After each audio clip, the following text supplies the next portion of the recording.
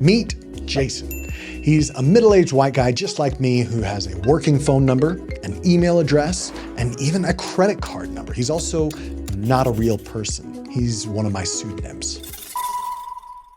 Now, before you jump away thinking, I value privacy, but creating a pseudonym is a step further than I'm willing to take, consider this. Has anybody ever asked you for a phone number and you needed to give it to them even if you didn't want to?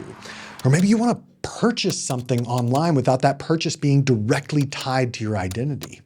What about something as simple as getting your hands on that 20% off coupon without opening yourself up to spammy emails or text messages all the time? And to top it off, what if I told you that you can solve all of these problems in less than 2 minutes? It's possible, and I'm going to show you how. Pseudonyms are nothing new, and my favorite pseudonym was a guy named Richard Bachman. You've probably heard of him before, even if you didn't know it. Check this out. Bachman authored 8 novels, real novels. He served a 4-year stint in the Coast Guard. He settled in New Hampshire. He ran a medium-sized dairy farm there. He and his wife, Claudia, had 1 child who tragically drowned at the age of 6. I mean, a serious backstory here, right? And before you start feeling sorry for him, remember that this is a character. His photo and his story are not real. Bachman was the pen name for renowned horror fiction author Stephen King, who I'm pretty sure you have heard of.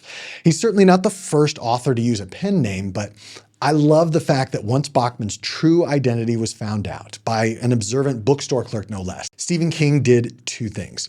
First, he personally called the clerk and gave him an exclusive interview. And 2, Bachman suddenly died in 1985 of, quote, cancer of the pseudonym. I love it. All right, now when we think of pseudonyms, I think this is usually what comes to mind. It's either a pen name for the rich and famous or an entirely new identity for a Jason Bourne-like spy or somebody who's in protective custody. But with the internet and the fact that our entire lives seem to be tied up and tracked by pieces of data like our phone number or email address, the idea of a pseudonym, it takes on a different meaning. So for us common folk, what exactly is an internet pseudonym? The reality is, a pseudonym does not have to be a full-blown identity with a backstory, an AI-generated photo, and their own address, even though that's entirely possible if that's what you want to create. I mean, that's what my pseudonym Jason has, but for the most part, I've come to the conclusion that it's really overkill. For what you and I need, a pseudonym is simply a means of cloaking or hiding your data from people who may not need to have direct contact information. That's important to note because I want to be very clear that when we're dealing with government or law enforcement, pseudonyms can get you in big trouble. That's not what they're used for. But when a guy hits on you in the bar and asks for your number, or the grocery store wants you to sign up for their loyalty program, you 100% should not give them your actual contact info. That's where a pseudonym can be valuable. Now, before I share some of the tools and tips to help you cloak your own data, you might want to start by thinking about erasing some of your current data that's already floating around on the internet. And that's where a service like Delete Me comes in. I've been using Delete Me for years now, and they've been a sponsor of All Things Secured for a little over a year at this point. I use their services to search for my data online, my actual phone number, my actual address, that kind of stuff, and then make removal requests on my behalf.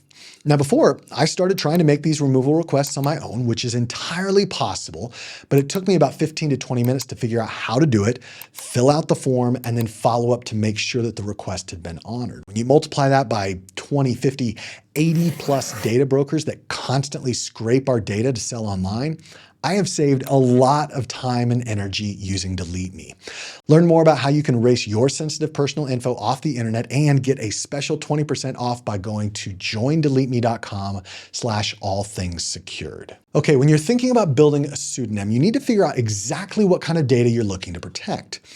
Most of the time, it's going to be one or all of the big 3: email, phone, and payment information.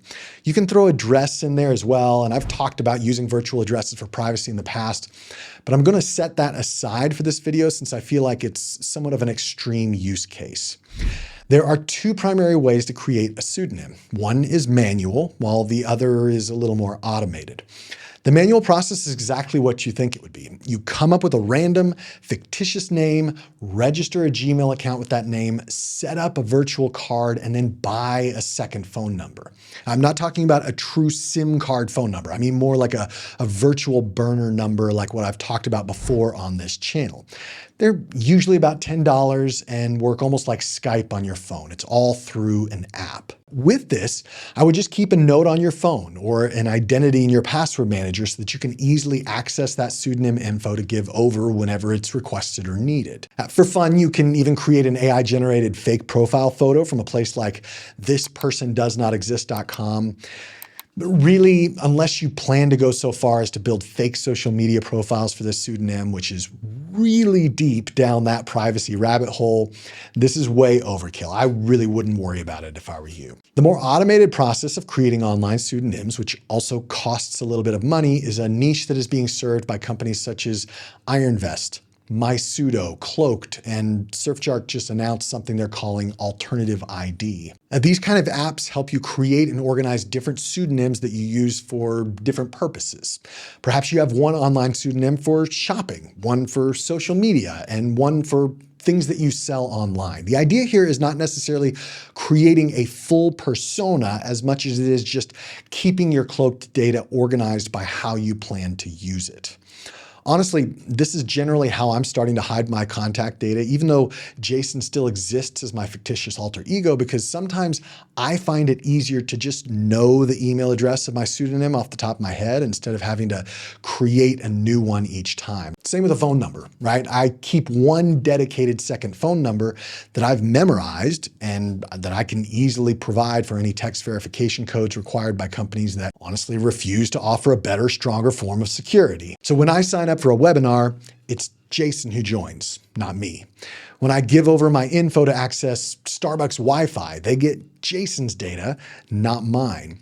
As with anything related to privacy, there are different levels of paranoia, and you have to know the limit of how deep you want to go. But cloaking the email, phone number, and credit card info you give out online is, first of all, easier than most people think, which I hope I've convinced you of in this video, but it also provides legitimate, good protection for you online.